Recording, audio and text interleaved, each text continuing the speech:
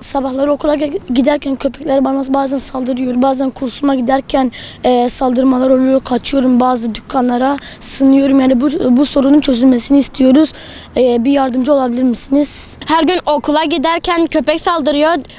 Babam beni götürmek zorunda kalıyordu. O yüzden servis tuttuk. Bu kursa da gelince de köpekler bize saldırıyor. Bu çözümü yöntem bulmamız gerekiyor. Yoksa yakında köpekler bizi ham yapacak. Bazı okula gidince korkuyorum. Bazı başıboş köpekleri var. Bize saldırıyorlar, gidemiyorum. Bu arada babam beni götürüyor. İnşallah bir yol bulunur. Sabahları okula giderken köpekler yüzünden gidemiyorum. Köpekler kovalıyor. Bazenleri kaçıyorum okuluma. Derse geç giriyorum. Lütfen bu köpeklere bir çare bulalım. Rica ediyorum.